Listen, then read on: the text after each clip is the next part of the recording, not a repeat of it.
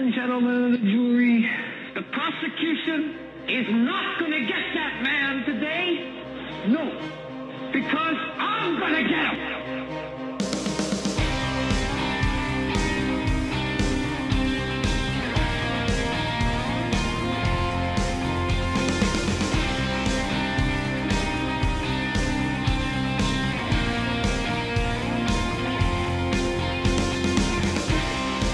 Welcome to this edition of the Hagmann Report. Doug Hagmann, Joe Hagmann together, the premier father-son investigative reporting team, broadcasting proudly on Global Star Radio Network and Blog Talk Radio, also seen live on YouTube as well. And Kevin Shipp, the former CIA officer and anti-terrorism expert, had held several high-level positions in the CIA.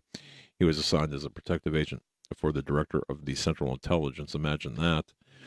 Counterintelligence investigator, team leader protecting sensitive CIA assets from assassination, manager of high-risk counterterrorism center protective operations, lead instructor for members of allied governments, internal staff, security investigator, and polygraph examiner tasked with protecting the CIA from foreign agent penetration. He's well needed today, believe me. Now, I'm not going to read his entire resume, but suffice it to say this man is an authority. He knows of what he speaks. So we're anxiously awaiting this presentation tonight. And our thanks go out to Mr. Brent Bolesky, who I had the opportunity to speak with today. And what a great man, Mr. Brent Bolesky. And of course, the website for Kevin Shipp and the entirety there is realnewswars.info. That's realnewswars.info. Kevin, we're going to give you the floor and not interrupt you whatsoever, and just ask you to give us your presentation of the deep state versus the shadow government, or the shadow government and its subset, the deep state. Tell people the difference and just go through what you went through, because I think it's probably the most powerful, informative, and necessary presentation on the internet right now. Well, thank you, Doug. And I guess on your end, they're going to advance the slides as I go along? Yes, sir. Eric is at the ready with the slides. So, and I just want to tell people again, if you're just joining us, if you're via Global Star Radio Network, please tune into YouTube after you're done listening on Global Star. If you're driving or whatever, or on BTR, tune into YouTube, and the slide presentation will be there. And by tomorrow, it will be segmented in a standalone presentation by itself. Mr. Kevin Shipp, thank you so much for joining us, and take off when you're ready. Thank you, Doug. And Eric, as you'll see, each bullet on the slides, you'll have to click on that to advance as I talk to each bullet throughout each of the slides, just so you know as we get going here. As Doug has introduced, and the speech I gave in California, this is, I think, no doubt, probably the most important talk I've ever done. And it's certainly, I think, the most risky for me personally.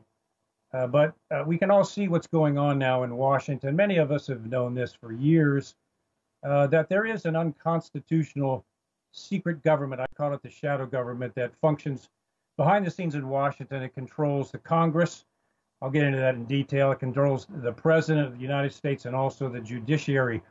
This is an unconstitutional government that is essentially running our country and even beyond. So next slide, please, Eric. Now, I always like to begin with reminding everyone that the Constitution is not just a piece of ideology. It's not just a philosophical document.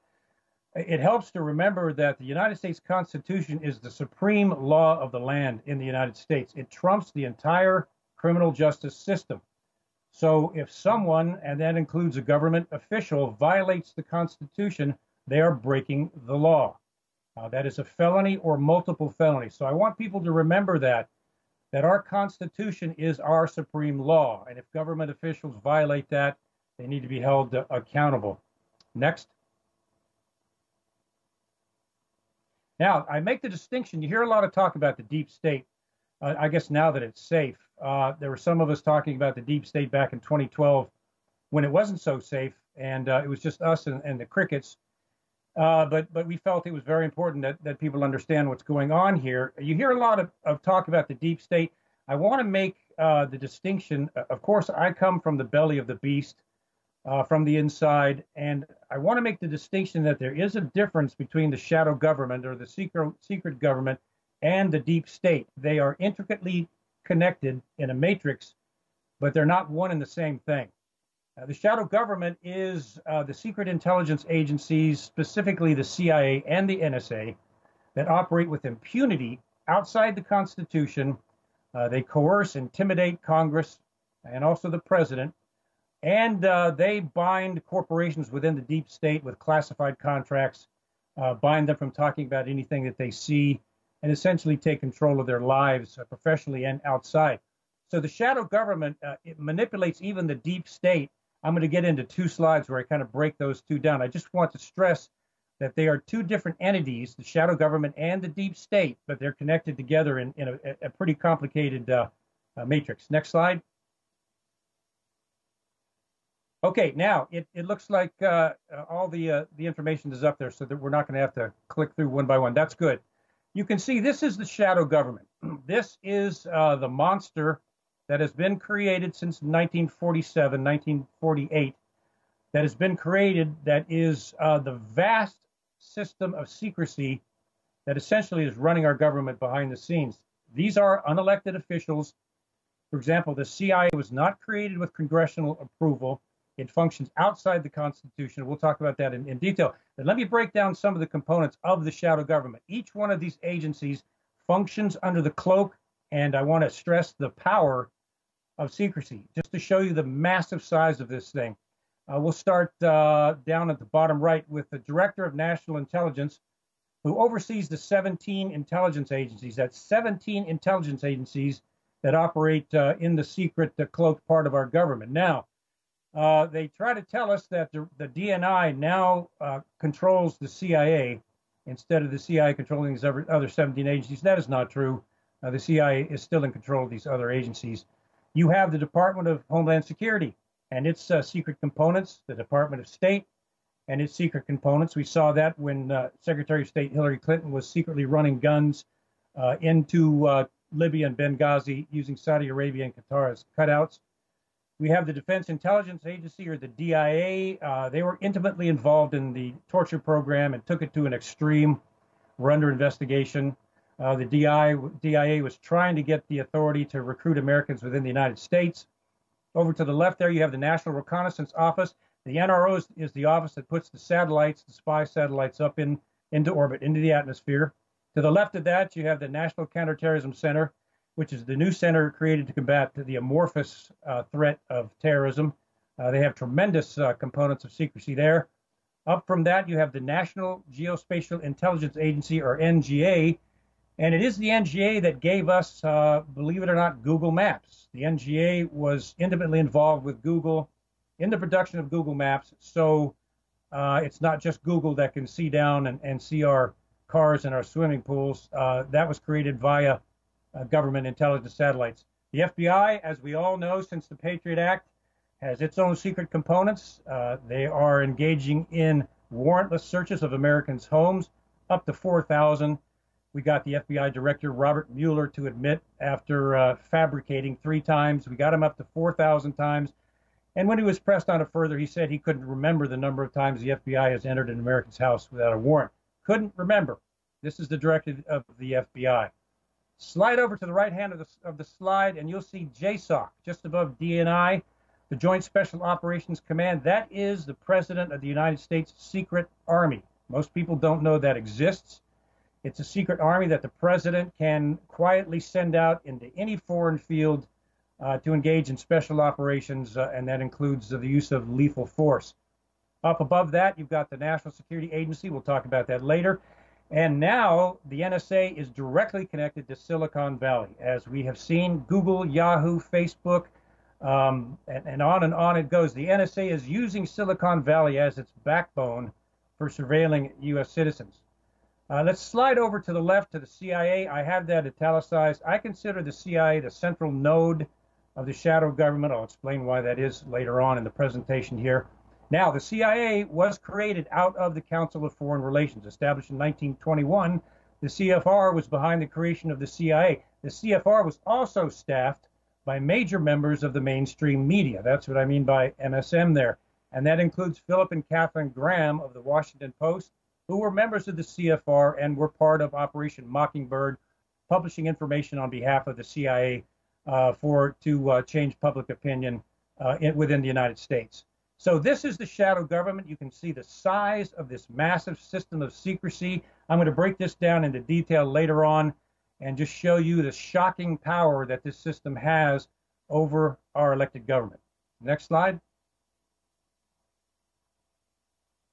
Okay, now here we have, you can see the shadow government feeds down into the deep state in white letters there. And under the deep state, I've got the system behind government. You notice that the S in the system is a dollar sign. The deep state functions with its blood system, and that is money, dollars. Fortunes are made through the deep state. And we'll start at the left here in the blue letters. You've got the military-industrial complex, which most of us know about.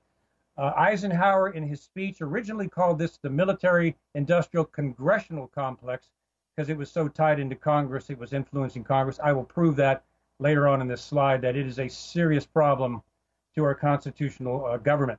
Under the deep state, you've got the huge intelligence contractors that are making billions of dollars off intelligence contracts. Below that, you have defense contractors. I'll talk about some of those. The secret Federal Reserve, which is not a federal agency, that is controlling the deep state. It is issuing money to these defense contractors, not telling any of us which major corporations they are actually giving trillions of dollars to, claiming that their budget has to be secret for quote-unquote national security. And it's gotten to the point whenever we hear the government use the word national security, we need to be concerned. That's a red flag because that's their definition of national security, not ours, nor the Constitution's. Down at the bottom, you have the International Monetary Fund and the World Bank, deeply connected into the world state. Coming out of the Council on Foreign Relations and beyond, the IMF and World Bank is working towards, along with the deep state, a global economic system. Some would call it a global economic government. That is in the works. They're working on that. More on that later. Some people call it the New World Order.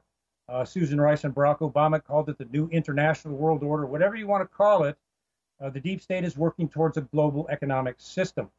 Now you move over to the right there, and you have military-industrial complex lobbyists. These lobbyists are so influential in the deep state. Saudi Arabia, for example, and Israel, they might as well have a seat in Congress with the power and the money that they wield in congressional decisions outside of the elected system. These foreign lobbyists, Saudi Arabia at the top of that, have tremendous influence on our unelected parts of government and tremendous influence over Congress. And you move to the right, and that would include foreign lobbyists, basically, which I just mentioned. You have the central banks up to the upper right center of the slide there. The central banks connected into the IMF and the World Bank. The central banks are connected to what some people call the oligarchy or the financial elites. You control the purse strings. You control the government, as we've heard often before. And then you have Wall Street, which finances the deep state. It finances the defense contractors, the intelligence contractors. I don't know, most people may not know that many of the big Wall Street firms hide their money in offshore accounts so that Americans, Congress, or anyone else really has no idea of the billions or trillions of dollars that these Wall Street banks have. And Kevin, yes, if please. I can just jump in real quick. Yeah, Joe. You know how you just talked about the how the funding works. We have been seeing a steady increase in the media losing its ratings. And some people say that if its ratings continue to plummet, they're going to lose advertisers, therefore go out of business. Is the media one of the areas of the deep state that will not run out of money because of who they're funded by? Well, they're going to have problems with advertisers, but the mainstream media specifically are tied directly into the deep state. They have been since the Council of Foreign Relations, since CIA's program Operation Mockingbird. And by the way, the CIA is still controlling the media. In 1976, the program was changed to being voluntary, and the CIA has all kinds of crafty ways to make things voluntary. So no, kind of like too big to fail, the banks that the government bailed out. We have got major news outlets that are too big to fail. So the major ones are not going away, and many of them are plugged into the deep state. Some of the members in the correspondence are actually tied into the shadow government. I'm convinced that some of them are even still connected to the CIA. So to answer your question, Joe, the major ones I think will stay around despite how their revenues decline. That answer your question, Joe? Absolutely, yeah. Okay, good. All right, Thank let's you. move on. We're talking about the shadow government. This is the secret, massive secret system inside the government. Now let's look at the number of installations of people. This is inside the United States. Remember that the CIA and the NSA are supposed to have charters that only function with a mission outside of the United States. That is in their regulations and their charters until 9/11 happened. Now, if you look at this slide at the top, there are 10,000 secret organizations that are operating within the United States. 10,000, so many that not even Congress knows about them all. To the left there's 1,271 major government agencies involved in secrecy inside the United States. You move over to the right there's 1,931 major private corporations involved in secrecy in the United States. More on that later. Down at the bottom, 4,800,000 Americans hold government secrecy, hold government clearances, and have signed the government secrecy agreement. I'll explain why that's important. Down at the bottom, hundreds of thousands of Americans, from secretaries to people in the mailroom to CEOs, have signed contracts with the CIA, the NSA, and some others, but primarily those two. They've signed contracts, and all of them have been required to sign a CIA secrecy agreement. They are now bound by the CIA. People don't realize this. When the CIA offers them a contract and they take it, they are now bound, and the CIA now is in control of them. And most of them, they've got dollar signs in their eyes, and they don't think that one through. So over to the left there, you've got 854,000 Americans that have top secret security clearances with the shadow government. But I want to stress that these figures are the only ones that we know. The 4,800,000 Americans with government clearances, the 854,000 with top secret clearances, those are just what we know. And I can guarantee that the shadow government is quite a bit bigger than that. Now, at the bottom of this slide to the left, you'll see the secrecy agreement. The secrecy agreement is a confidentiality agreement originally created by the government to protect legitimate sources and methods. For example, satellite technology, important weapons of warfare, troop movements overseas. It was initially created to protect those things from getting out into the public for obvious reasons. It is now has morphed into a weapon used by the shadow government, a weapon of intimidation to silence anyone who sees any program that they think is illegal or unconstitutional. They will have signed this secrecy agreement, which threatens administrative action, termination, or prison if they talk about any activity connected to the shadow government that they're involved in or have been involved in at some time in the past. So they are now bound to keep their mouths shut, and they can, and in 99% of the cases, they will not say anything about what the shadow government is doing for fear of their financial life, prison, or even worse.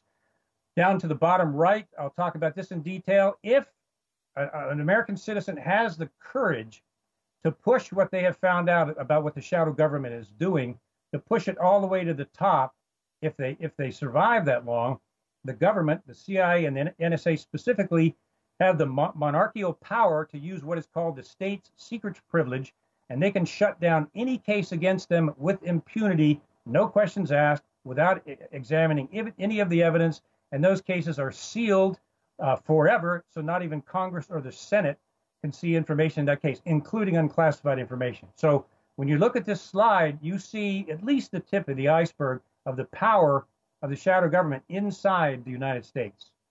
Next. Now let's look at this. Everybody's heard of the military-industrial congressional complex. And let's look at why Eisenhower called it the congressional complex. This is the matrix of influence that the military-industrial complex has over Congress. Now remember, the only voice that we the people have in Washington, D.C., in our government, is Congress. So obviously, Congress is the shadow government and the deep state's primary target of control. You control Congress, you control the American people. More on that later. But through the Defense Authorization Act, which is done in secret, there are 48 senior members, congressmen and senators, who meet and vote on the Defense Authorization Act and how much money is going to be given for military-industrial complex contractors for that kind of work. And if you can see, let me start at the left. Lockheed Martin is essentially a private federal government. Let's say a private shadow government. Lockheed Martin has gotten so massive and so huge, it rivals several U.S. government agencies. Lockheed Martin has a program where they track all of our mail through the Postal Service. They're developing the biometrics being used at the airports. Lockheed Martin, in addition to making bombs, missiles, and nuclear warheads, Lockheed Martin is involved in all kinds of classified information outside of just planes, bombs, and missiles, to the extent that they are so funded by Congress. It's been locked in pretty much that each American household pays Lockheed Martin through their taxes about $260 a year for every household in the United States. Lockheed Martin was behind designing information tracking programs for the CIA, behind information collection with the NSA, and on and on and on it goes. I want people to remember Lockheed Martin. It is essentially a para-government. It is a secret government. It is so massive, it rivals the size of several federal agencies. Now, let me move on here, pick it up a little bit. You've got Northrop Grumman. These are the major military and industrial complex firms that are influenced. I picked these because they're the big dogs, the too big to fail companies, private companies, and these are the ones that really are running things in terms of the MIC. You've got Boeing. Now, over to the right, you have the infamous Booz Allen Hamilton. That is where Edward Snowden worked. Booz Allen Hamilton is another massive organization that's been working specifically with the CIA and the shadow government going back about 30 years. They even helped the CIA set up the intelligence apparatus for the government of Egypt. That was Booz Allen and Hamilton. Above that, you've got Raytheon, then you've got General Dynamics. Now, what I want to point out here, all this is done through the votes of the Congressional Armed Services Committee, of which our friend John McCain is the chairman of the Armed Services Committee. Each one of the members, these 48 senior members and other congressmen and senators, get similar contributions into their re-election campaigns, which is really important to note, and also into their leadership PACs. Each one of these 48 members receive an average each of about $700,000 per year in contributions from these military industrial contractors. I've got up there the picture of Senator John McCain. In 1 year, John McCain received $694,508 from the military industrial complex as the chairman of the Armed Services Committee. So I would ask the audience this question: is it in John McCain's financial interest to push for foreign wars or covert operations? I would say yes. As a matter of fact, John McCain has been the poster boy of the MIC. You see him on television programs, just about every television program they can get him on. John McCain is on there pushing for war in Syria, and on it goes. Well, now we see the motivation, $698,000 plus a year into his pocket for pushing essentially war, bombs, and missiles. Down at the bottom, you can see that the budget is $1 trillion of annual spending for defense-related purposes. That is a massive budget. And guess who, guess who is the largest arms dealer in the world? That would be us. The United States, under this budget, spends $46 billion a year in foreign arms sales to countries like Saudi Arabia and others. So here you have the military-industrial complex, which functions underneath the deep state. Next. Now, we have something that I uncovered. I call this the secret intelligence industrial complex. Most people don't even know this exists. If you go out there and do some searching, you can find it. It is a massive corporate monopoly that has huge contracts with the CIA, the NSA, the NGA, and the NRO. Now, these the CEOs, both in the military industrial complex and in the secret intelligence industrial complex, the average salary of the CEOs of these corporations is $2.7 million a year. That's what they make, the CEOs, a year. This is big business for these people. You got Leidos Holdings, a massive company. Now, again, these are the two big to fail intelligence industrial contractors. SAIC, which was part of the NSA program that failed, the surveillance program that Bill Binney came out and talked about, and Thomas Drake came out and talked about. They lost $7 billion of taxpayer money because the program didn't work, and hence Bill Binney and others came out about that. Over to the right there, or excuse me, let's go down to the bottom. Once again, we see our old friend Booz Allen Hamilton popping up again. Billions of dollars in contracts from the intelligence, the secret shadow government, from the intelligence agencies. Booz Allen Hamilton makes a lot of money from this system. Over to the right, you have CACI. They were the ones that ran the torture program for the CIA. And up top, you have the last one, CSRA, which is another billion-dollar corporation. These corporations do up to 80% of the work for the shadow government, the secret complex, are done by these private corporations.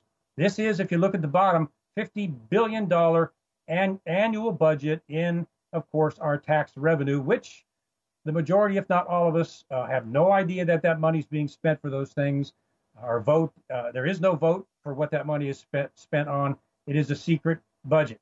Now, these companies do top secret work, which means everything that they do with this $50 billion budget is top secret. None of it is reported. These are unelected officials that most of us don't know about, which means that they have absolutely no accountability to Congress or the American people. For example, SAIC lost $7 billion through the badly instituted, engineered NSA surveillance program. Essentially, SAIC is still getting government contracts despite losing $7 billion. Next slide, please. Now you can see why I'm taking some risk here with revealing some of these things, but I've pretty much had enough. People need to know about this. They need to know this is going on. We're in a post-constitutional government, but this is still a republic, a democracy, and the people should be in charge, and they have a right to know. Now, I bring this in because it's so important, especially now with the economy. The shadow government and the deep state, this is their budget, which comes out of IRS taxes. And if you can see this, I hope you can read it. The cost of the shadow government and the deep state. The total intelligence agency budget, as I mentioned, is $50 billion. The total defense budget is $598 billion. The cost of overseas military bases, many of which are no longer needed, is $150 billion. The military aid to foreign countries like Pakistan, who really don't like us very much, our aid to foreign countries is $5.9 billion, and congressional lobbyists on behalf of the military industrial complex and others cost about $4 billion. That is a total that the shadow government and deep state spend of tax dollars of about $803 billion a year in tax revenue, some of which is done in secret. Now look down at the bottom. Here's the cost to Americans' vital security. Social Security has been robbed, stolen. The money through taxes that Americans have put in there has been taken by Congress and spent to the point where it's in the red. And now they're talking about someday it may go away. That is, people have contributed into that their entire working life, and it has been stolen by Congress. Medicare, they're talking about, well, this is an entitlement program and it's too expensive. We're going to have to defund Medicare. Medicaid, well, same thing. We can't keep these entitlement programs on for too long, so we're going to have to defund and maybe eventually eliminate that. Healthcare, took decades to get a healthcare program in. Shame on Congress for that. And now they're talking about, well, it's too expensive. Anybody that has a pre-existing condition, it's too expensive to cover those, so they're going to have a special plan with higher premiums. So mom and dad who are in their 70s or 80s when they need health insurance the most, they all have pre-existing conditions, which means they're going to be put out there paying higher premiums than most other people, premiums that they can't afford if they're on Social Security and other things. Of course, the economy at the bottom, unemployment is probably close to 20%. If you look at the real figures, there's poverty actually in America.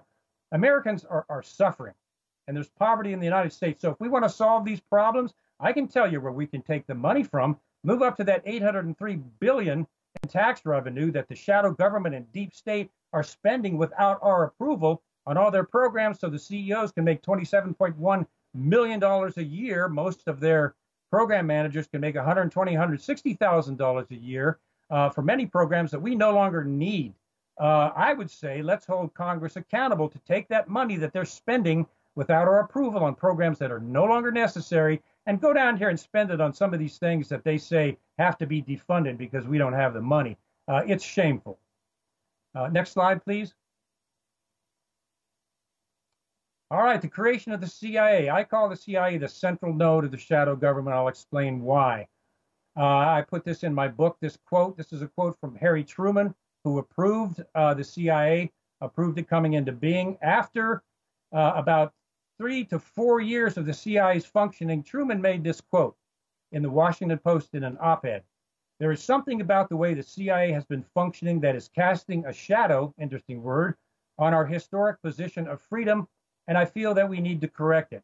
That was published in an op-ed in the Washington Post, December 22nd, 1963. 3 days later, the Post mysteriously pulled that from the paper, and it wasn't seen again. Now, remember, Washington Post was connected to CIA's Operation Mockingbird back then, and apparently somebody got to them. I think apparently nothing. Someone got to them. Truman was later to call the CIA a sinister and mysterious agency, of which we're going to see more of. Next slide. All right, shadow government, the CIA, the central node. This is what the CIA has been involved in. They still control, despite what they say, all of the other 17 intelligence branches. They have tremendous power. We've seen them. The power. Let's go back. We just jumped ahead one. There we go. Thank you. They've instituted the torture program. None of us had any say on that. And by the way, it wasn't just waterboarding. It was worse than that. People died.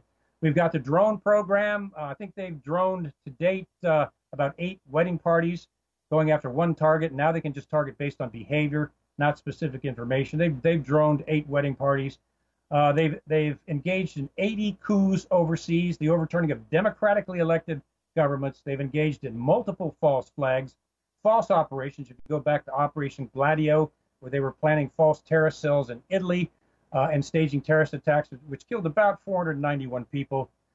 They've been engaged in things like that. Now, this is what I want to stress. The CIA was created with no congressional approval. That is required by the Constitution. These are unelected officials that are engaging in these things. They manipulate Congress routinely with secrecy. I'll show you that a little bit later. The power that the CIA wields with secrecy, way beyond the Constitution. They have manipulated the judiciary system. I'll talk more about that. They control, through the secrecy agreements and the secret apparatus, the defense and intelligence corporations and their employees, which is a massive number of Americans who are financially dependent on the CIA. They have manipulated the president in political decisions. Remember Iraq, the false intelligence that led us into Iraq, which resulted in the death of 5,000 American troops and about 500,000 Iraqi civilians. And I think when someone asked Donald Rumsfeld, don't you feel bad that 500,000 Iraqis have died? And his response is something to the effect, there was something to the effect of, well, it is what it is. Unbelievable. And of course, the CIA's budget, the central node, engaging in all of these things that most Americans, if not all, would disapprove of. That budget is secret. It is now the biggest budget in the intelligence system, even over and above NSA. That budget is secret with our tax dollars. Most of the congressmen and senators do not know where that budget goes. This comes from tax revenue from the American people. Next slide, please. Now, the creation of the CIA, and I appreciate you rearranging these slides so we don't have the overlap because we're not clicking here. The creation of the shadow government. This is very, very important. The central node. The CIA was created through the National Security Act of 1947. This made the CIA accountable only to the president, Harry Truman, at the time, through the NSC, or National Security Council. And of course, Truman later regretted that. Now, this is what's important. This is the authority that was given to the CIA. This is it right here, all of it. This is what it says. This National Security Act of 1947 allows the CIA to, quote, perform such other functions and duties as the National Security Council may from time to time direct. There is no mention in there for authorization, legal authorization for covert operations. None. It's not there. There's no definition in there for what the CIA's role actually is. and there are no restrictions placed on the CIA either, and we can see where that one went. So there is no democratic or congressional oversight over the CIA's creation, nor over its current operations today. This is a serious constitutional loophole of unchecked secrecy and unchecked covert operations, and people need to understand that this is a serious violation of the Constitution, and we can see where it's left us today, and we can see the number of things, including pretty serious human rights violations that have occurred through these so-called covert operations. Next slide, please. Now, we talk about the Cold War, and will the Cold War come back again? Is the Cold War coming back with Russia? It's important to note that there is an internal Cold War within our government between the elected government and the shadow government. People need to understand. You can see that right now with Donald Trump in Washington. More on that later. Regardless of what you think about Donald Trump, Donald Trump has got the shadow government terrified because he has claimed he's going to investigate and maybe revamp it, and they know that his personality is just enough that he would probably carry through on that. But let's look at this. The shadow government against the elected government. It is a huge complex of secrecy, surveillance, and covert programs. It is the size of 23 U.S. Capitol buildings. It's the size of 3 Pentagons. And we can see something that it engaged in which is shocking. If you and your audience remember, John Brennan and the CIA broke into the Senate computers on Capitol Hill and spied on what Dianne Feinstein and the committee was doing, spied on them to see what they were investigating and writing up for the CIA torture report. Literally broke into Senate computers on Capitol Hill and surveilled what they were writing in the torture report. That is a felony. It is breaking the law. John Brennan was behind that. He was responsible for that. I always ask the question, was Mr. Brennan indicted for that? Was anybody held accountable for that? No, he issued an apology, quote unquote, just an apology. But this is the chilling part. They came out and they asked Barack Obama, what do you think about John Brennan and the CIA hacking into the Senate? And Barack Obama's response to that was pretty telling.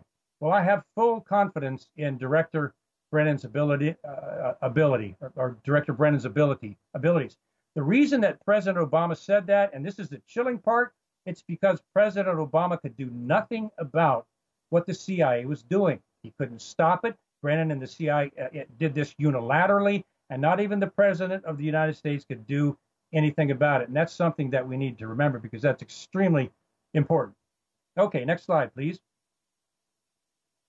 Now, along comes Donald Trump, who challenges the shadow government all the way back to JFK, demanding that the assassination of JFK be looked into. And I understand that the classified files on the JFK assassination are due to be released upon presidential approval. I think it's this October.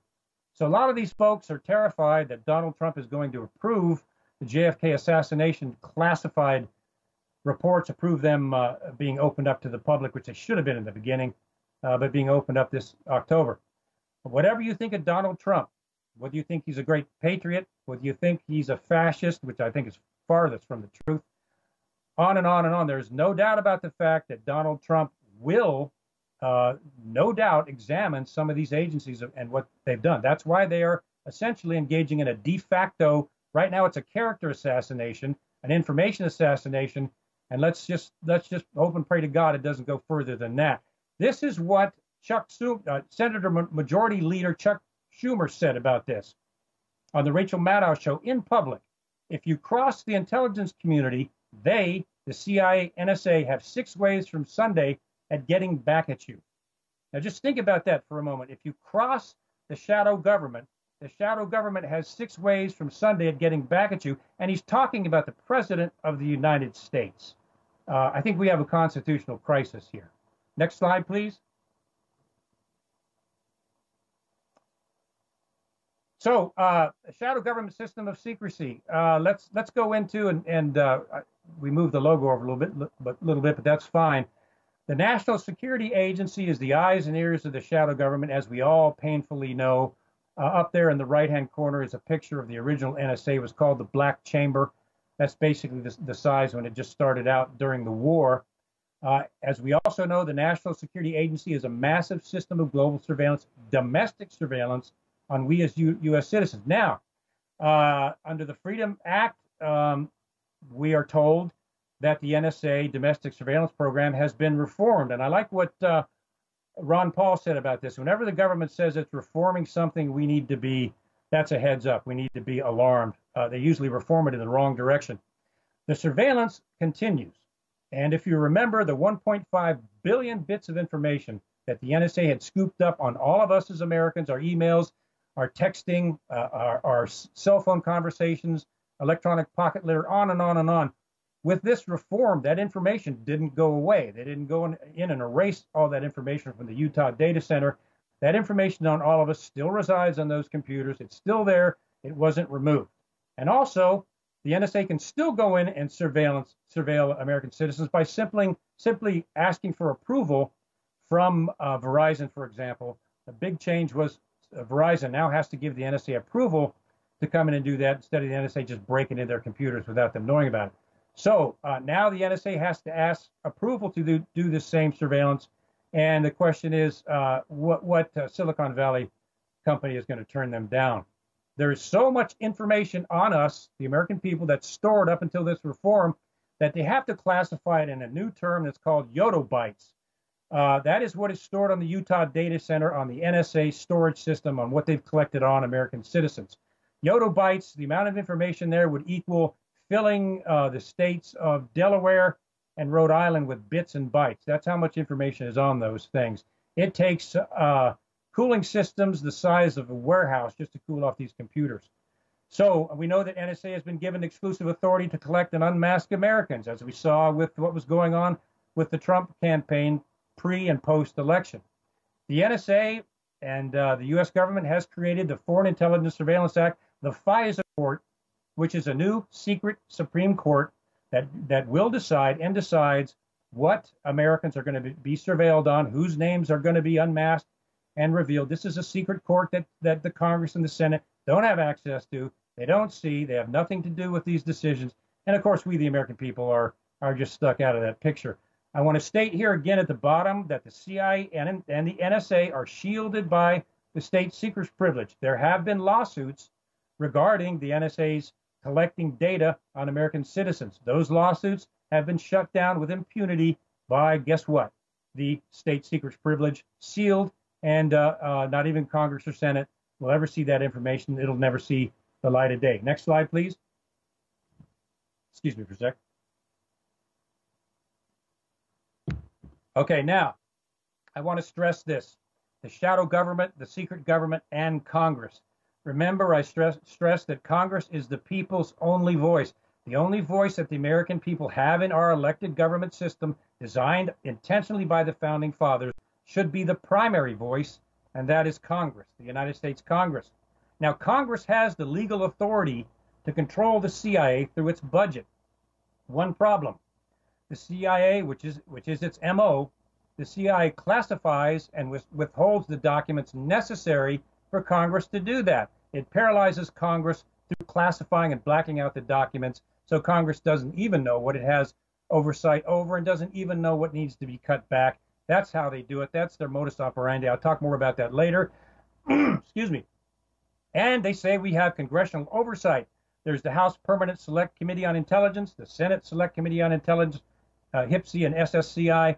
Well, we've got oversight bodies over the CIA and the NSA. No, forgive me, but that is a sham. Most of the HPSI and the SSCI are staffed by just a handful of staffers. They're inexperienced in intelligence operations. There's a high turnover, and I've heard of cases when I was on the inside of big folders of information that were supposed to be reviewed by the oversight committees that were just thrown in the closet, and the closet was locked and no investigation was done whatsoever. And remember, for any congressman or senator to really dig deep into the CIA could mean complete professional and career destruction, and probably would. So they're not going to go there. Next one down in the blue, military and industrial complex. The intelligence lobbyists, as I showed you in the previous slide, control congressmen and senators. They are controlling the only body that represents the American people. And many of us know there's a revolving door from Congress to the military-industrial complex. A congressman, after a certain period of time, a year or so, can go out into the military-industrial complex and make millions of dollars as a consultant. We know that James Comey, when he did his stint with Lockheed Martin, as it was a contributor to the Clinton Foundation, James Comey made $6 million in 1 year for sitting on their board. So these congressmen and senators know not to mess with these companies. Many of them know they're going to get big paychecks when they leave. That also applies to congressional staffers. Congress is now sadly composed of statesmen. What I mean by that is they have no intention of changing how the state, the federal government is operating. They have no intention, with a couple of exceptions.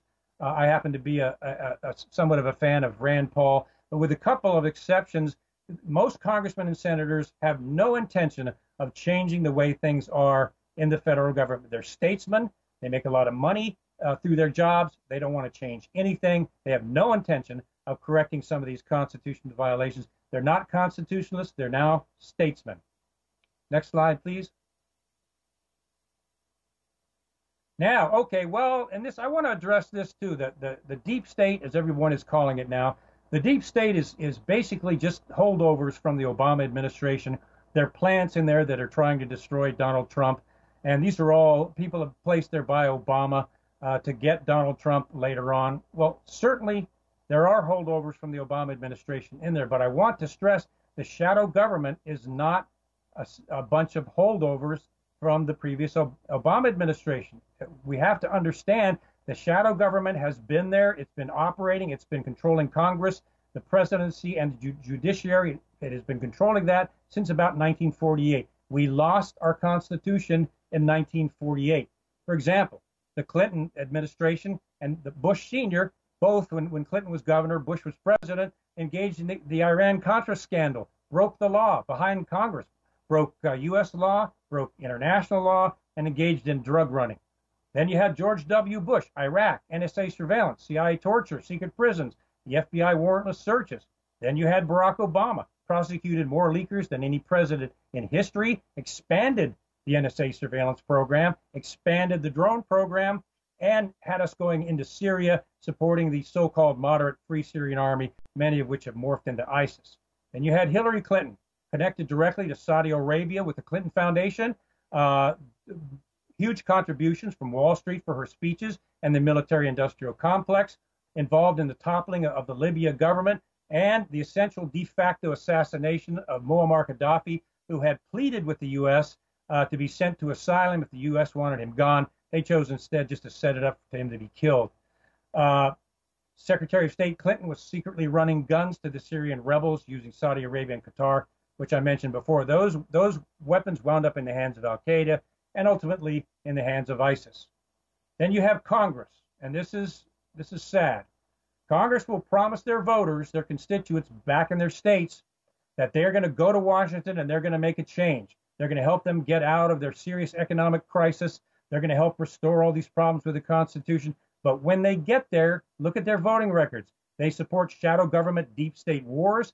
Some of these secret operations where tens of thousands, if not hundreds of thousands of people are killed, citizens. And it was Congress that approved the government surveillance program. That's what I mean by statesmen. They promise their constituents one thing, then they vote for the shadow government behind the scenes. Next slide, please. Let's look at some of the shadow government's constitutional violations. Remember, I mentioned at the very beginning of this talk that if any government official violates the Constitution, that is a felony. They are breaking the law. So I want you to remember that as we go through these constitutional violations that the shadow government, that the government and the deep state have done. They have control over congressional hearings, withholding information, documents, and testimony by blacking it out. Under the MK Ultra program, where the CIA was engaging in drug testing on unwitting people, the CIA destroyed most of those documents, so Congress couldn't even see what was being done. The same thing happened with Operation Mockingbird, documents destroyed. And we saw with the torture program, the videotapes of tortures were also destroyed, and they got away with all of it. Blocking Congress from covert programs, engaging in covert programs that Congress doesn't even know about. That's a violation of the Constitution. classifying and concealing illegal operations, like the Iran-Contra affair, for example, a felony. Establishing covert funding from illegal activity, going back to Operation Gladio. I'd recommend a book called The Unholy Alliance by Paul Williams, where he documents with 2,000 footnotes that the CIA was essentially running drugs to obtain money for its covert funding and running that money, laundering it through the secret Vatican bank, which keeps no records. We know that the deep state, especially the shadow government, has surveilled Congress. The NSA surveilled Congress's discussions with Israel about the Iran nuclear program. I've just demonstrated that John Brennan and the CIA broke into Senate computers. These are felonies. Was anyone prosecuted? Was anyone indicted? No, no one. Control of the judiciary with the secret FISA court and the unbelievable, abominable use of the state secrets privilege, which is the same power as a king. I thought we were supposed to get away from the rulership of a king. Secret use of the Americans' tax dollars for secret budgets, for all of this stuff. Secret budgets with absolutely no approval by the taxpayer or the voter, which I've talked about. Domestic massive surveillance of U.S. citizens, 1.5 billion bits of information a day, and one after another. Government officials lying under oath. The DNI lied under oath about the NSA program. The CIA has done it multiple times with impunity. The NSA has lied under oath, and the FBI lied under oath. Director Mueller lied under oath about the number of times that the FBI had broken into Americans' homes without a warrant. Sadly, it continues. Next slide. More constitutional violations, felonies, secret operations involving human rights violations. In Chile, the Augusto Pinochet regime, the CIA paid and supported Pinochet's forces, which killed, they killed 40,000, executed 40,000 civilians, and 200,000 other civilians had disappeared. That was supported by the CIA. Silencing whistleblowers, which we've seen, elimination of the right to trial. Most people, intelligence officers, don't realize they have no right to trial when they sign up with the shadow government. Secret prisons, rendition, and torture. If you go all the way back to the original creation of the CIA with Allen Dulles, guess what Allen Dulles was involved in? Secret prisons, rendition, and torture. The organization hasn't changed a bit. The National Defense Authorization Act, which includes, as most of us know, the indefinite detention of American citizens without habeas corpus. Boom, just lock them up with no constitutional rights whatsoever. FBI national security letters, we know about that, where the FBI can go into someone's employer, demand all their information, and then advise that supervisor if they tell the employee they're going to prison for doing so. Warrantless searches that the FBI has engaged in. The drone assassination program, we know now that the president has a presidential kill list where he decides who's going to get droned out. And as I mentioned, they've hit several. They call it collateral damage, a shameful term. But we've seen that they've hit, in counting, eight wedding parties, bombed entire cafes going after one person, killing, I think in that case, 34 innocent people. And then we have 9/11. That's a whole nother lecture. But 9/11 has us in a continual state of emergency. Remember the war on terror? War will place the United States in a state of emergency, overriding the U.S. Constitution, meaning the government can supersede the Constitution at any time. We are still in that continual state of emergency, and Barack Obama reinstituted and extended that state of emergency. We'll see what Donald Trump will do. Ladies and gentlemen, these are felonies. These are violations of the U.S. Constitution by government officials and government agencies, and I just want to drive that point home. Next slide, please. Now, the shadow government, they'll reward the faithful. If you just keep your mouth shut and you engage in these unconstitutional things, as we have seen, you won't be indicted, you won't be prosecuted. In many cases, you'll be rewarded. Here we have George W. Bush, President George W. Bush, awarding the Presidential Medal of Freedom to CIA Director George Tenet. George Tenet, who provided falsified intelligence leading to the Iraq War, the death of 500,000 Iraqi civilians, 5,000 U.S. troops, somewhere between 10 and 20,000 U.S. troops injured or suffering from PTSD, with a suicide rate, I think, of 6 per day or something like that. So he provided falsified intelligence leading to the Iraq War. He withheld critical information prior to the 9/11 attack, and the CIA was the only federal agency that refused to provide any information to the 9/11 Commission. They wouldn't give them a thing. They wouldn't let them see a thing. And of course, George Tenet presided over and supervised, managed the torture program, renditions, and secret prisons. And what does he get? He gets a medal for doing it. George Tenet also invoked the state's secrets privilege, the power of a monarchy, to seal cases against him in cases like this more than any other CIA director in history. Now, during the whole time that Director Tenet was involved in these things, guess who was his chief of staff? Chief of staff was none other than John Brennan. John Brennan was later rewarded and appointed as director of, guess what? The CIA. And John Brennan, being rewarded, continued the torture program, the drone program, expanded the drone program, spied on the Senate, and John Brennan continued to invoke the state's secrets privilege to seal cases against the CIA. So the shadow government rewards itself. Next slide, please. Excuse me. I call this, humbly, in my book, the tyranny of secrecy. Secrecy is now used to subvert the U.S. Constitution. It is an incredible power that the shadow government has to completely circumvent Congress, circumvent the Constitution, manipulate the President of the United States, and manipulate the judiciary. This is tyranny. Next slide, please.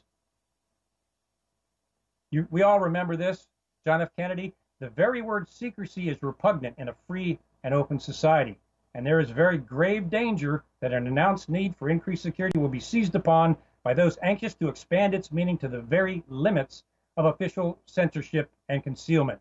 And later on, he said, I will splinter the CIA into 1,000 pieces and scatter it to the winds.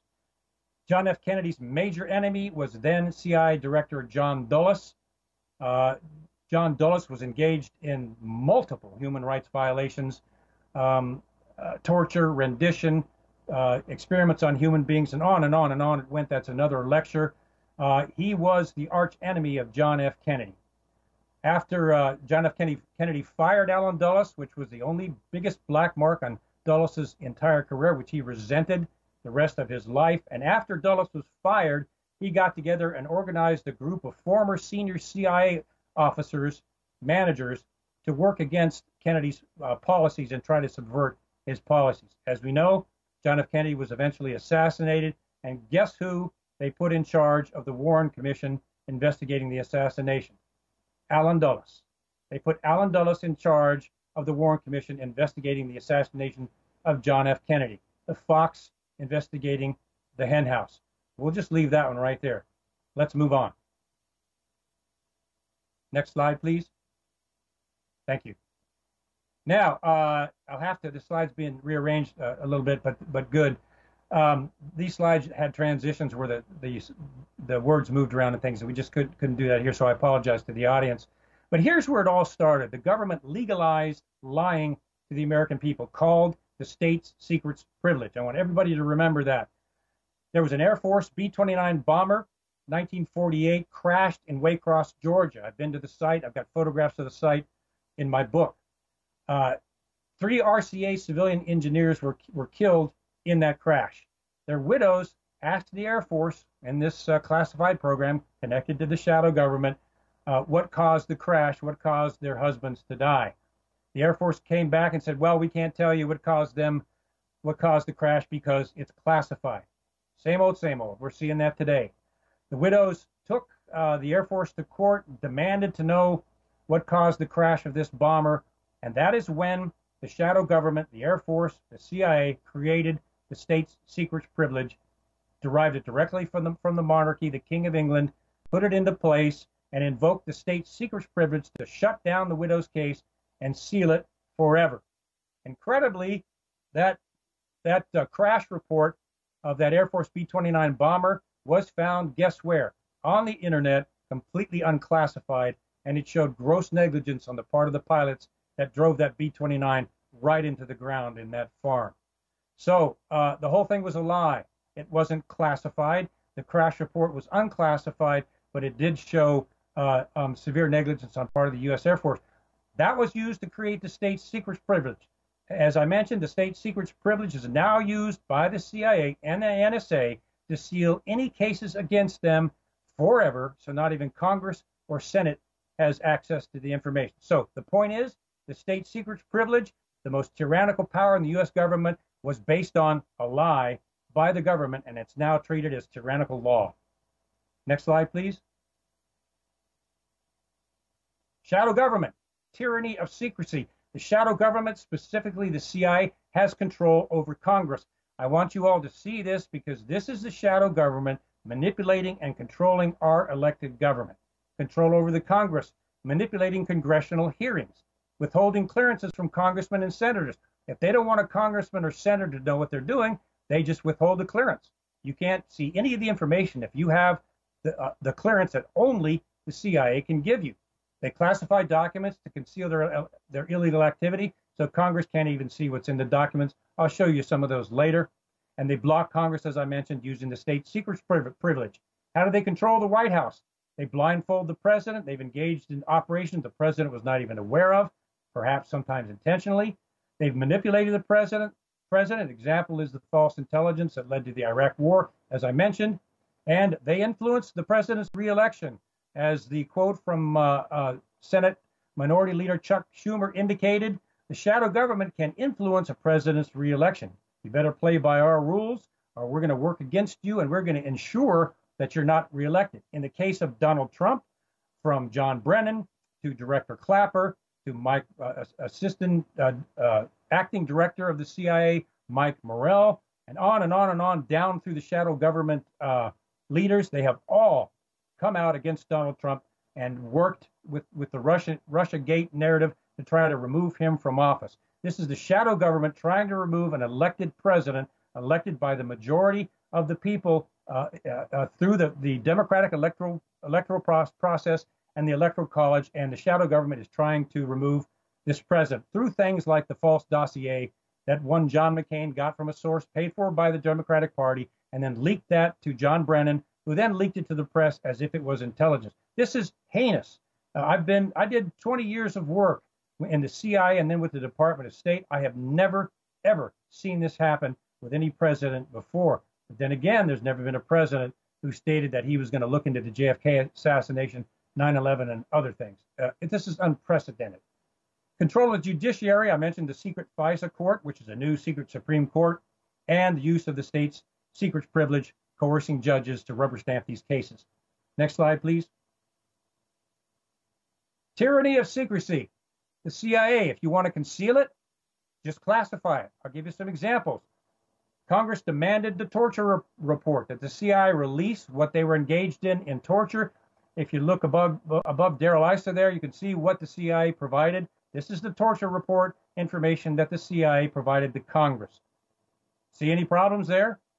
You can't even read it. It's totally blacked out. Now, if you look down at Congressman Issa, when Congress, in investigation, demanded the information on Fast and Furious, running guns to drug cartels across the border, this is, you can see Mr. Issa holding up, this is the document that they released to Congress for their examination. Can you see a problem with that?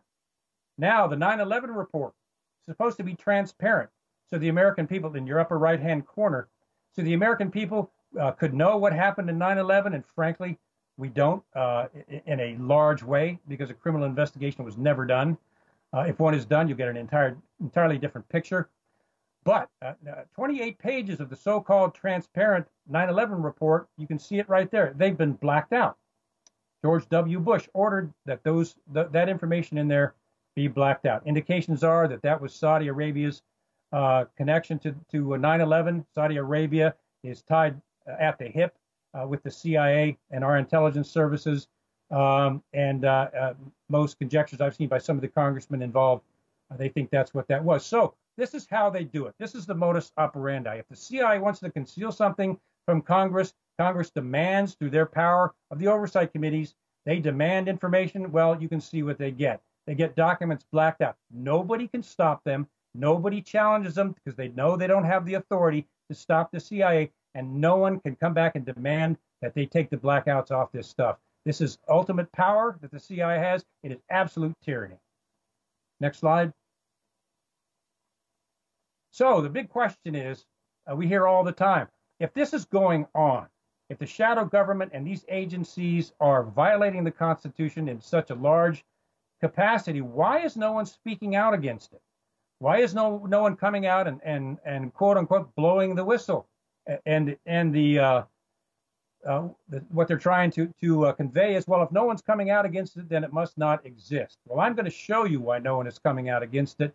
There is a complex, organized, well thought out, instituted program that's been there since 1950 to silence anybody who even dares come out and reveal some of these programs. Let's get into that a little bit. I have been in this system. I come from the belly of the beast. I've seen it used. They try to use it on me. So let's get into that. Next slide, please. Shadow government's war on whistleblowers. Yeah, we're going to have to, Eric, if you can bring up the sub bullets. If not, I'll have to talk to it. Looks like it's not coming up. Yeah, if you can jump back one. All right, go back to the slide if you can. Let's just talk about, I'll just talk to this. The shadow government war on whistleblowers. It has a well-refined, perfected system to shut up whistleblowers who try to reveal any of this information. There is a system of personal destruction, and I'll go into that in detail here in a moment, that will destroy the person before they even come out and try to get to the Congress or Senate. If you remember, the 2012 Congress passed the 2012 Whistleblower Protection Act, claiming that whistleblowers in the government are now protected. Well, if you read, most people don't read down in that act. They find out if you read down that any employee that has access to any classified government information, including confidential or sensitive, any employee that has access to classified information, CIA information, is not covered by the 2012 Whistleblower Protection Act. Then Obama went further as a reform, and again, whenever that word is used, you got to watch it. Obama came out with the 2014 Whistleblower Enhancement Protection Act, claiming that intelligence employees now have the protected ability to blow the whistle if they see something go on within the intelligence agency. If you read down on that one, you find out this, that the only way that an intelligence employee can blow the whistle is if they are actually still sitting in that position, still working on the case that they're blowing the whistle on inside that organization, which means they are right in there in the personal system of destruction, right where they want them, right where they can silence them. And that was intentionally put in this 2014 Enhancement Protection Act. So that's no protection of whistleblowers whatsoever. And of course, if the employee takes the case far and is successful, bypassing all of that, they'll simply invoke the state secrets privilege, shut the case down, and threaten that employee with prison if he talks about that case to anyone. Okay, next slide. All right, now I put this in there. How does he know? How do I know what I'm talking about? And I put some of this in the book for two reasons. Number one, so the CIA could not say I never worked there, which they tried to do. And number two, to silence anyone, trolls or other, who would come out and say, oh, this guy never worked for the CIA. Well, I actually, through the Freedom of Information Act, got my CIA performance appraisals in the book to clear that one up. But just so you know, this is not out of any ego. I just want people to know that I've been there. I come from there. I know what I'm talking about. I was a branch chief and a CIA manager. I was an internal counterintelligence investigator, as Doug mentioned. I was an internal staff security investigator, polygraph examiner. I did overseas counterterrorism operations.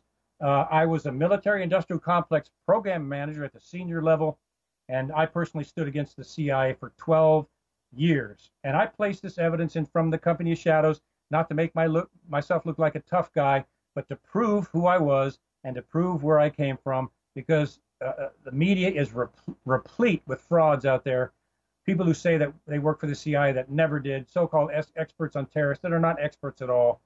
So when somebody says something, check out their credentials. Anyway, I put this in there just to make it clear that I was indeed involved in this, and I know what I'm talking about. Next slide. All right, in my case, now, all these words are supposed to come in layers, no problem. We can work through that. Targeting whistleblowers, my personal experience, and what I saw when I fought the CIA. And most people know it's in the book. I uncovered a vulnerability in CIA systems where a foreign intelligence officer could identify, locate the identities of our agents in the field, which could result in assassination. I presented that investigation to the high levels of the agency. I was threatened. My documents were destroyed 3 times, removed from the server. My career was threatened for doing so. Most people cannot figure out why in the world they would do that unless they wanted to get rid of some of these people. That's pure conjecture. Anyway, I filed suit against the agency. The first thing that was done is I was placed under a gag order, and was my wife and children. The thing about the gag order was I was told it was too sensitive to read. They held on to it for 2 years, claiming it was too sensitive, and I couldn't read it. So I didn't even know what I was gagged by. In other words, I didn't know what I could say and what I couldn't. After 2 years of fighting to get this gag order, you can see down there, this is the gag order that they provided. Does that look familiar? Does that match the MO of documents provided that I just showed you a few slides before? This was a clear case of entrapment. Gag somebody and then refuse to show them what they're gagged by, and then when they say something that's in the gag order, you can come and get them. It was set up. It was entrapment. Thank God I never fell into it. I still have to watch everything I say, but this shows you what the shadow government does to silence whistleblowers. Next slide, please. Okay, this is we've already gone through this. The sad part is, where are the whistleblowers? If you go down to the bottom, in blue it says news media compliance. A lot of whistleblowers have made the mistake, myself included, of saying, well, I'll go to the fourth branch of government, the press, and I'll let the press know, and in a free society, this is the way to do it. Nope, not so. I had several publishers turn down my book. The way they stated was they didn't want to cross the CIA. They didn't even want to see the proposal or their manuscript. When I did reveal my case, and I was very careful to make sure it was all unclassified because I knew they were gunning for me personally.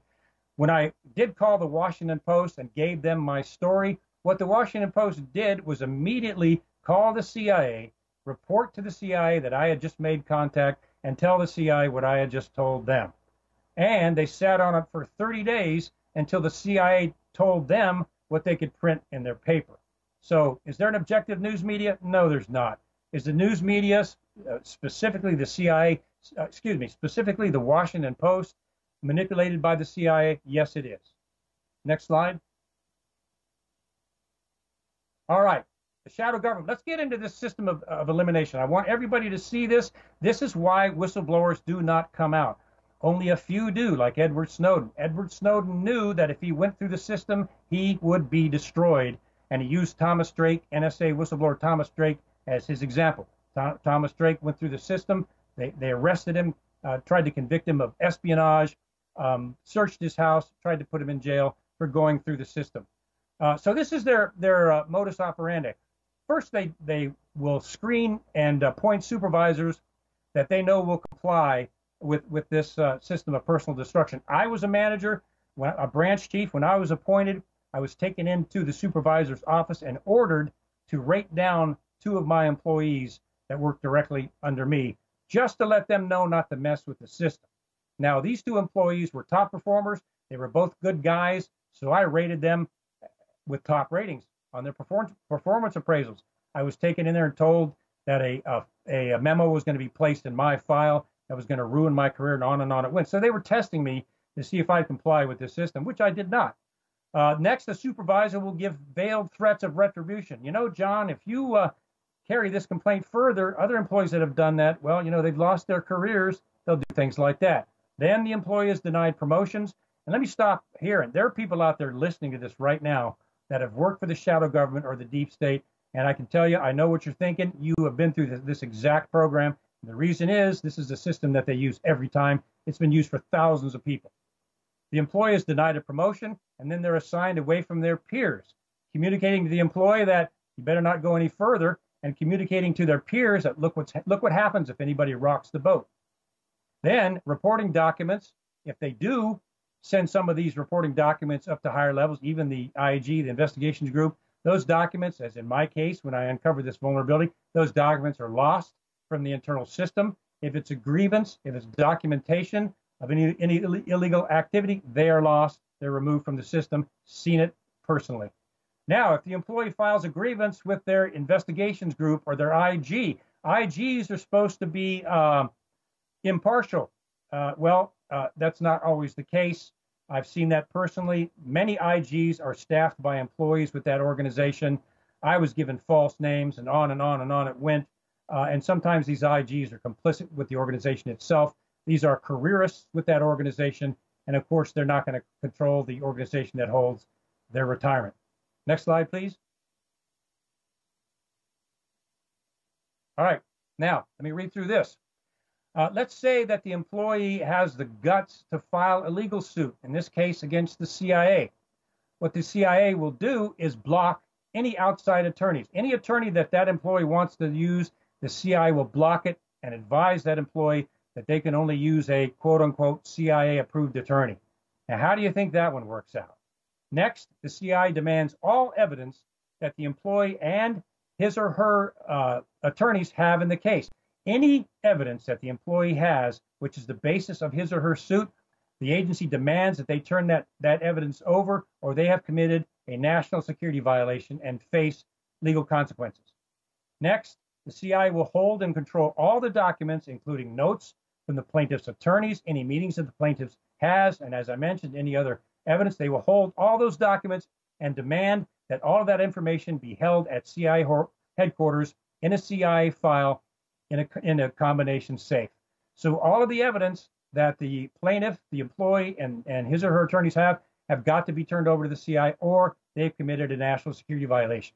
Next, the CIA will classify even unclassified information. Once they classify it, they control it under the classification system. So they'll classify, for example, doctor's diagnosis, environmental reports, things like that. They will classify those, black them out, and store them and control them in CIA headquarters.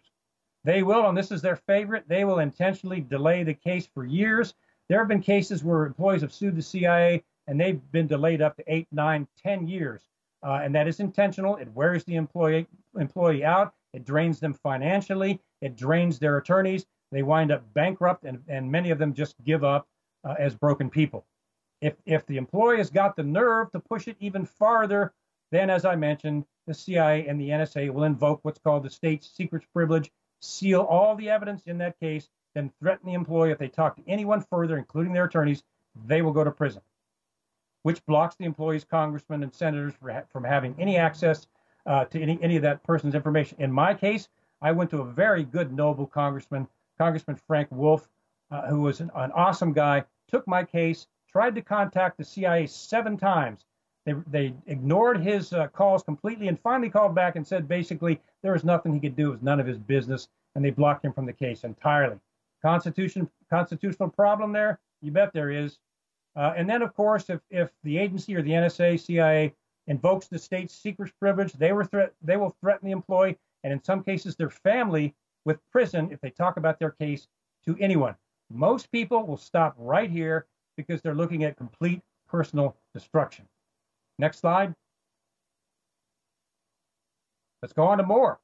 If they keep going, they will search the employee. This is a favorite one. They'll search the employee's travel accounting, government credit card use for any errors, try to find any mistake the employee has made, and almost everybody makes a mistake somewhere in their travel accounting. They'll look for that, and if they find it, they'll use it against the employee to attack the employee, try to get them to drop their case. Some agencies will deceive the employee because this is a very stressful process. I know I did counterintelligence investigations. They'll deceive the employee into reporting to the medical office because they know they're going through a lot of stress, and this will help them handle their stress. So they go in there, they go through the interview. What is placed in their file is that they're disgruntled or paranoid. That's placed on the record to use later if the agency, NSA, CIA, has to defend itself if it gets that far.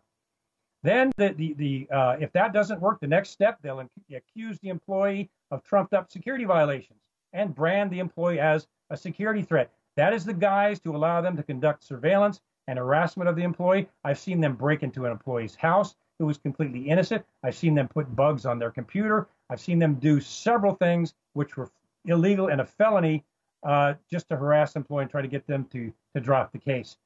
This is a refined system, as I mentioned, that used it thousands of times. Next slide. So let me try to read through this. What these agencies will do in the shadow government, they'll begin to destroy the employee and their family. If you remember, you can go after most men or women and try to get them to shut up, and many times they will do that. If they don't shut up, if they have the nerve to continue, guess who they go for next? Their family. Everybody knows from the mafia on down, and this is mafia-like stuff, everybody knows that if you target somebody's family, that's how you're going to get to them. I've seen them raise the interest rates on the internal credit union loans of a family, making them impossible to pay because the payments were so high. I've seen them, in my case, they blocked my retirement funds, withheld them, would not release my retirement funds. I called the Office of Personnel Management. That is a felony. Once I told the OPM it was a felony, I had my retirement in a week. This is what they do. They'll drive the employee and their family into financial ruin, into bankruptcy, either through attorney fees, medical bills, on and on, losing their retirement, and on it goes in a system of complete personal destruction. Now, many times the employee is broken and retreats. They give up. They can't stand it anymore. Their finances are ruined. Their family are ruined, is ruined. They don't think there's any way out, and they will drop it. In most cases, they'll stop right there. If they continue, the personal destruction, the system continues. Many of these employees, and there have been cases where the stress is so severe, their family has broken up, they've gone into bankruptcy, they've lost everything. The agency has called and blackballed them with any other private or government agency or corporation out there, prevented them, blacklisted them from getting another job. So they're completely jobless. Sometimes it gets so bad that these employees commit suicide.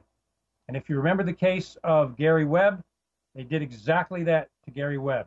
They ruined his family. They ruined his career. They drove him into serious financial bills. He lost his career with the paper. He was driven to a minor, know-nothing job. And then Gary Webb wound up what they claimed was a suicide.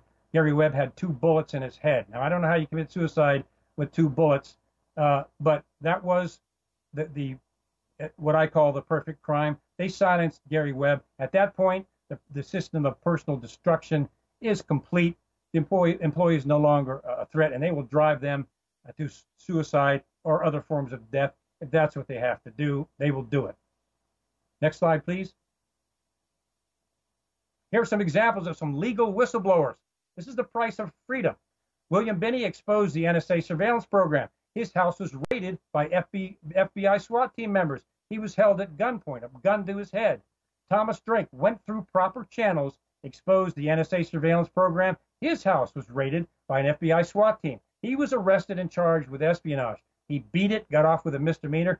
Thank God. This was the case that Edward Snowden used. The example that Edward Snowden used as to why he didn't go through the system was because of what they did to Thomas Drake. This is what you call blowback. Sometimes a shadow government is not real bright. They don't realize that the blowback from what they're doing is worse than if they just did the right thing. Kirk Wiebe exposed, along with Bill Binney, exposed the NSA surveillance program. His house was raided by an FBI SWAT team. John Kiriakou exposed the CIA torture program. John was arrested, sentenced to 30 months in prison. They got it down. He served 2 years in prison. John Kiriakou is not a criminal. He was a senior CIA officer, a top performer. He exposed the CIA torture program, and look what happened. They put him in jail for 2 years, a professional man in jail for 2 years. Next slide, please. What did I do? Well, they blacked out things in my book from the Company of Shadows, things that were not classified, that dealt with the cover-up, that dealt with the break-ins, that dealt with serious illness. My wife came running in one day. Her gums were bleeding. She was bruised all over her body. She lost her short-term memory. They had her on morphine. We were being exposed to a pretty serious poison in the house. Anything related to that was blacked out in my book. I went into operations, how we recruit agents, the vulnerability that I uncovered. They left all that in there, but they blacked out anything relating to the cover-up. According to an executive order, that is illegal. That is a felony. It is against the law for the CIA to black out information in a book just because it reveals illegal activity on the part of the CIA or it's embarrassing. So what I did is I built a code from the Company of Shadows that exposes those illegal blackouts, and I published the book. That's how I dealt with all this. I believe the pen is mightier than the sword, and I wrote that book simply to get the truth out and simply as a way to reveal the unconstitutional, illegal, and horrific things these agencies will do to people. Next slide, please. What can Americans do? I get this after my lectures all the time. Obviously, What can Americans do? The shadow government, just like cockroaches, I have a picture of cockroaches there.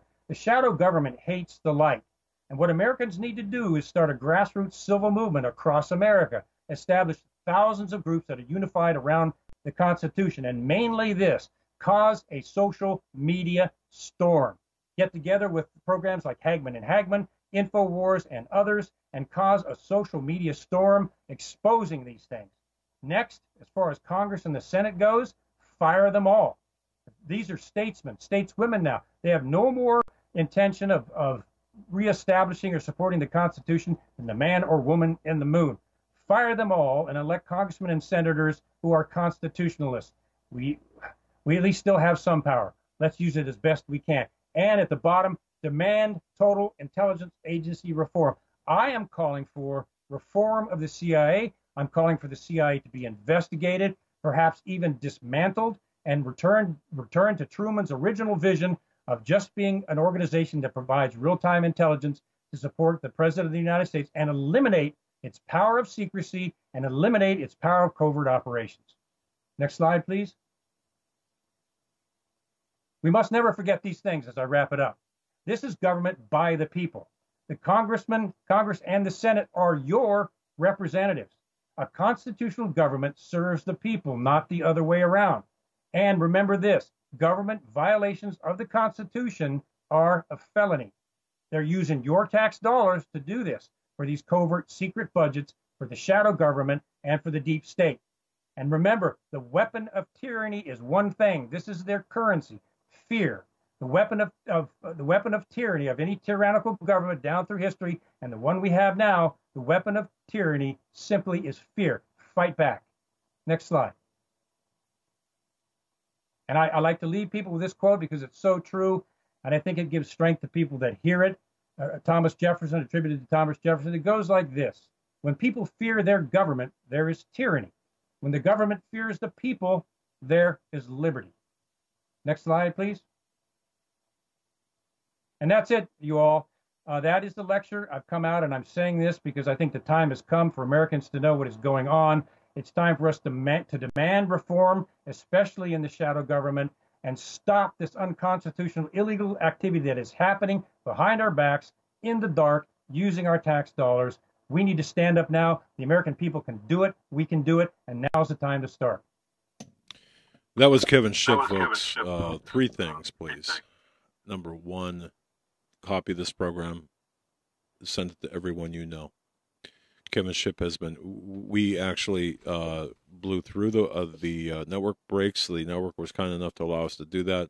This was an uninterrupted presentation by Kevin Shipp. We thank him for that. I'm going to tell you, to 90 minutes. To talk that long, yeah, it's really a it's a feat. And I want to say thank you. Thank you from the bottom of our hearts as so patriots. Content rich. Absolutely. We cannot thank you enough. Now, if I know that we have a page and a half of comments, questions, and such from people, but I'm not going to bother you with a lot of those, except to ask, is there anything that you want to expand upon that maybe you feel like you went through pretty quickly that needs more attention, or is there any other topic related to current events you would like to address that perhaps you haven't addressed before? And by the way, folks, From the Company of Shadows is Kevin Shipp's book. I highly recommend it. We have a copy, and again, it's information rich, as is this presentation. Kevin, I'm going to turn the floor back to you for the answer with respect to anything topical or anything you want to spend more time on. Yeah, thank you, Doug. I want people to understand something that's going on right now. And as I mentioned a couple of times, it doesn't matter what you think of Donald Trump, whether you think he's a patriot, whether you think he's a fascist, whether you think he's a narcissist, whether you think he's just a good businessman. I know one thing is for sure, he has got the shadow government terrified. And you need to understand that what is going on with the Russia investigation and now this ridiculous racism thing is a simple attack by the shadow government to try to take this president out. Because no matter what you think of Donald Trump, as I said, they know he'll do it. They know that he'll investigate the CIA specifically. That they know that he will probably allow the JFK files to be opened up this October. They know with his personality and the way he's been as a businessman and the way he's conducted himself, the shadow government, Clapper, Brennan, Morrill, and the rest of them, Morrell, and the rest of them know that he will do it. And they're terrified. So when you watch this war that's going on in Washington between the shadow government and the elected government, I just want the listeners to understand this is a war between the shadow government and an elected president of the United States. So far, it is an information assassination attempt. So far, it is a character assassination attempt. And it could go even farther than that. There's been some indications. There are people inside, on Capitol Hill, inside the government, that want to take Donald Trump out. So whatever you think of Donald Trump, understand this constitutional crisis and what a crisis this is for the shadow government to want to eliminate the president of the United States. I want people to get that. I want them to understand that, because this is serious, and it's a serious constitutional crisis. James Comey, the recent revelation that the Senate Judiciary Committee found evidence that Comey concluded 2 months or 3 months prior to his July 5th, 2016 statement of non-indictment of Hillary Clinton, or recommendation of not prosecuting her. Where does James Comey fit into this whole cycle of Obama, Clinton, deep state, shadow government, or shadow government, deep state? Well, James Comey's resume, frankly, looks almost like a CIA operative.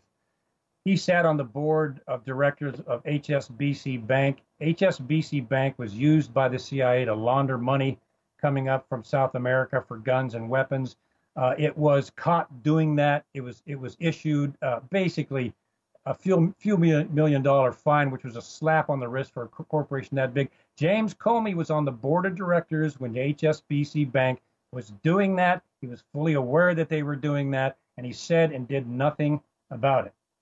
James Comey moved on to Lockheed Martin. As we know, he was paid $6 million on their board while Lockheed Martin contributed to the Clinton Foundation, and on it goes. James Comey is a deep state man, without a doubt. And the most egregious thing, I think, with which most Americans are outraged by, is he laid out the case before everyone for Hillary Clinton being prosecuted for multiple felonies with her secret server and the top secret information that was on there. I think some of it was overhead satellite imagery of Benghazi. Laid out the case. Anybody less than that would be in prison for a good 10 to 20 years. Laid out the case and then let her go. So that was absolutely egregious. It is clear that former director James Comey is a part of the shadow government deep state without question. And I think it's pretty obvious, hanging right out there for everybody to see. Hillary Clinton was not indicted. One of the biggest miscarriages of justice I think we all have ever seen. Okay, one last question, and I'll turn it over to you, Joe. Will there be, in your estimation, do you believe there will be any legitimate investigations into Comey, into Clinton, the email server, Huma Abedin, McCabe, Rosenstein, even throw him in the mix?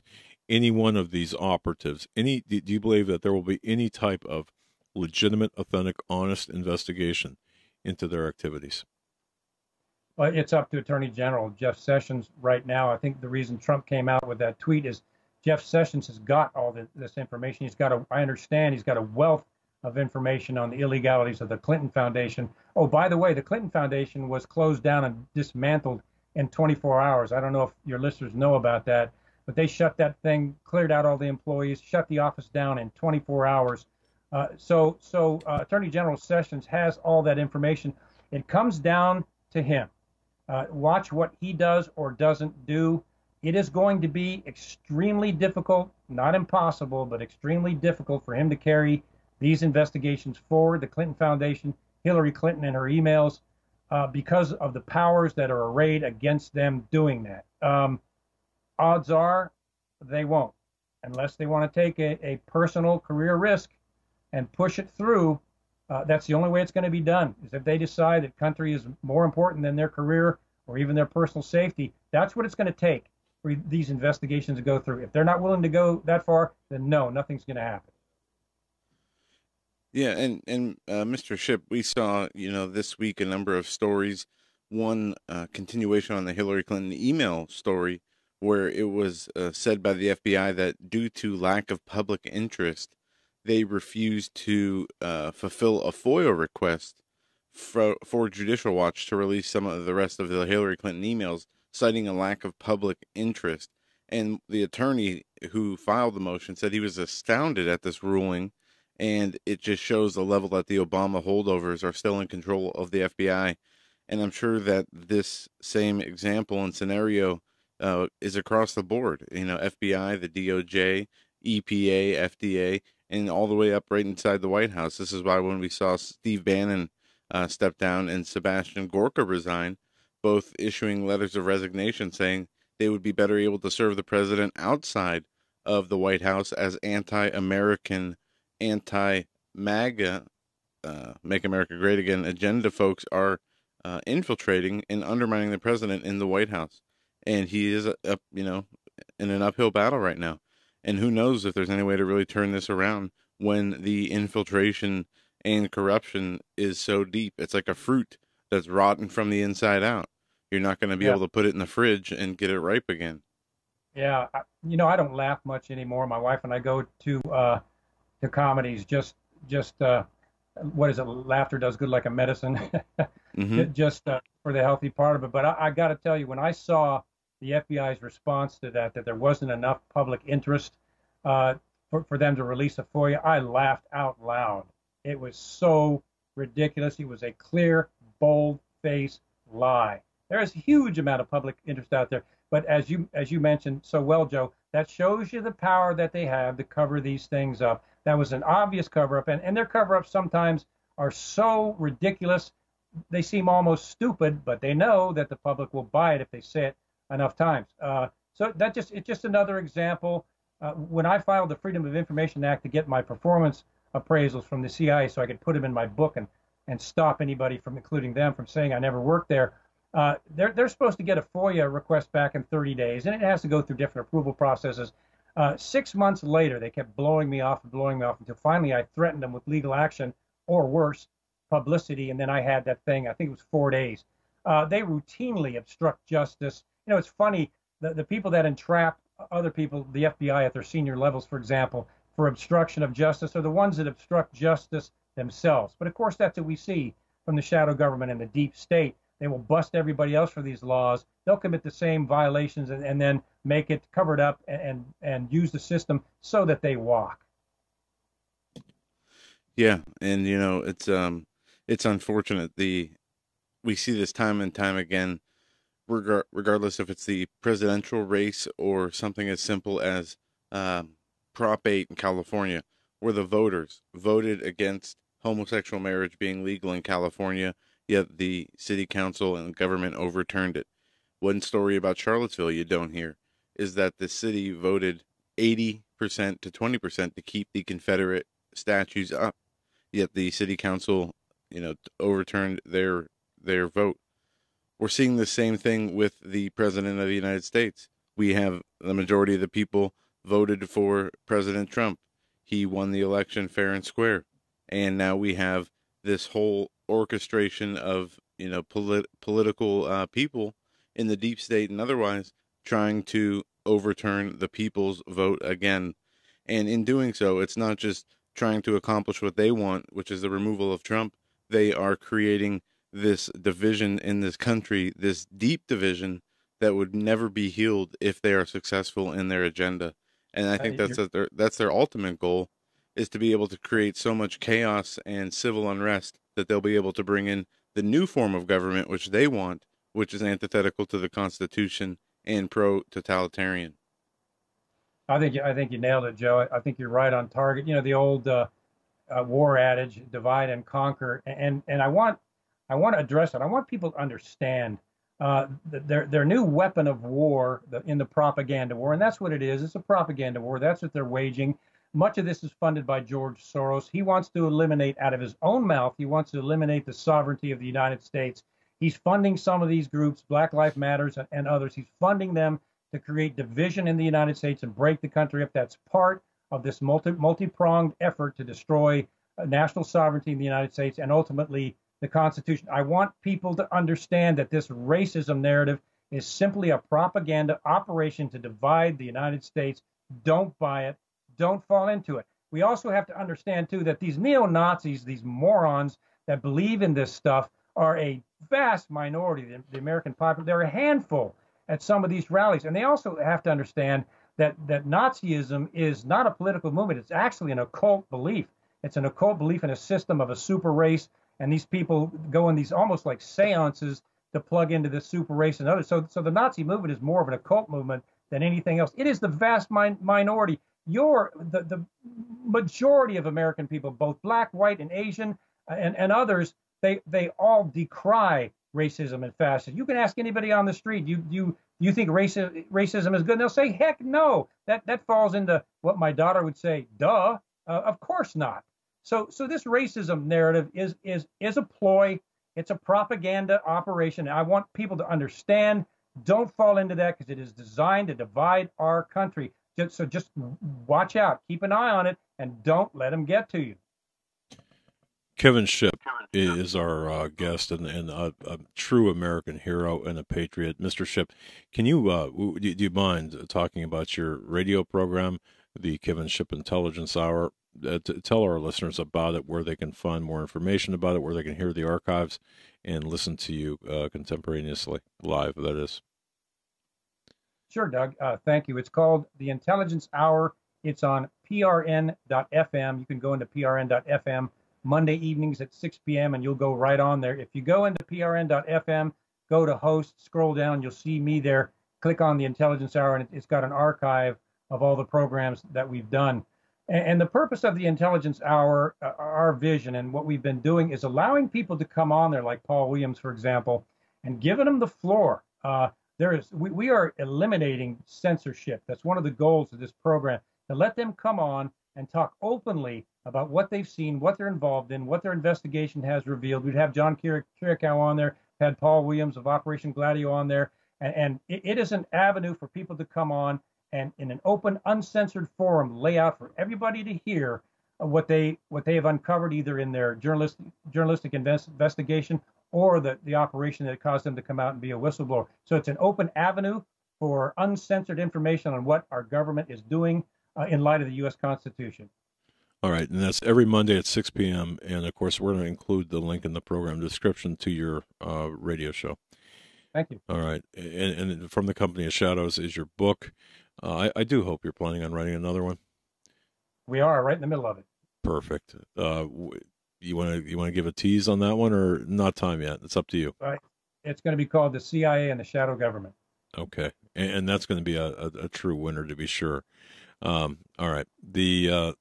Now you recently did, and this is the last question we'll bother you with, given the fact that you've got to be exhausted from the presentation you've done. But the Obama, right place, right time, not a coincidence. You did a lot of you did a lot of work on the background of Obama and his position as the community organizer president. I've listened to you discuss this. Is there anything you want to say about Obama remaining in Washington, D.C. during the Trump administration at this point? Because I know you've spoken about that. Yes, it is the continued subversion that Barack Obama has engaged in since before he was a senator. If you go out there on the net, I gave a lecture called The Subversion of America, and I get into Barack Obama in detail and Hillary Clinton and their connections in detail. Barack Obama was a subversive president. He was placed in there with the funding of George Soros and others with the goal of undermining traditional American, ultimately the Constitution, which he and the progressives believe should be, quote unquote, a living document. In other words, changed at the whim of government at the time. So Barack Obama is a subversive. He was a subversive before he was in the White House. I wrote a 34-page paper proving he was a subversive while he was in there. So why would he not continue his subversive activities after he gets out? Of course he'd continue. That's what he is. He's a subversive. He's paid to do it. He's locked into the subversive nationalist, globalist, progressive movement, and I don't say that lightly. His goal is the undermining of traditional America without a doubt, and they see the foundation of traditional America as the U.S. Constitution as their ultimate target. And that's what the OFA is all about. We need to keep our eyes on that because it's going to get nasty. It's already getting nasty. And the OFA is not going to play by our typical social civil rules. They're going to get dirty. So to answer your question, Doug, Barack Obama is just engaging in the same subversion he did as he went through the White House. He's continuing. That's his goal. That's his mission. That is who Barack Obama is. And with the OFA, he's just continuing in that same vein. Understood. Last question, then I'll cut you loose. Kevin, what can people do to assist you, your efforts, if anything, aside from buy your book, listen to your radio show? Well, just keep watching my talks. I I mentioned before, my wife and I sometimes we look out the window and wait for the black Suburbans to roll up. I would just number one, I'd appreciate people's prayers. Just continue to pray for me and for God's protection over what I'm doing. That's the main thing I think that gives me the most comfort. Second of all, join with me in stepping up and demanding reform of our post-constitutional government. Now, I think if there's enough of us, and there are enough of us out there, if enough of us get vocal, as has been the case with every movement in history, if enough of us get vocal and are willing to take a bit of risk, we can change this thing. So I'd ask people just to stand with me too and step out on their own and start talking and writing and getting into things like that. Probably the best way I think that they could support me. Thank you, Kevin Shipp. Prayers up, shields up. And, we to the extent possible, we have your back. We are going to promote the heck out of this segment. We thank you for your gift of time, your energy. That was the most comprehensive presentation on the shadow government I think anyone could ever ask for. And we applaud what you've done. Thank you so very much, Mr. Shipp. Thank you, Doug. Thank you, Joe. All right, Thank sir. you. God bless you, sir. God bless you too, guys. All right. And I hope everybody paid attention because that was just a magnificent presentation. Something like when we go to conferences. That's right. And hear people speak. This is the quality of information that you would get from a speaker. Yeah, I just want to say this. I want to thank Todd from Global Star Radio Network for allowing us to go through the network breaks. It costs money to do that. Okay, this is a sacrifice. Okay, so Todd, thank you so very much. John Robertson, thank you so much for setting this up the way you did. Eric worked. Let me tell you, to get Eric makes it look so easy. It's not. To get the slides on a virtual basis using spreading across multiple platforms and sitting in a spaceship doing what he did, it's not easy. But thank you, Eric, and thank you so much. And then Brent Bileski, thank you, sir. You are a class act, and of course, Brent Bileski brings us Kevin Shipp and Paul Williams, IQL Rizzulli, and others. And I thank Mr. Bileski for all you've done, and we will also put some information where you can personally thank Mr. Bileski as well. So, in fact, if you go to realnewswars.info, there, that's Kevin Shipp's site as well. World Network Spy Theater.com, but realnewswars.info.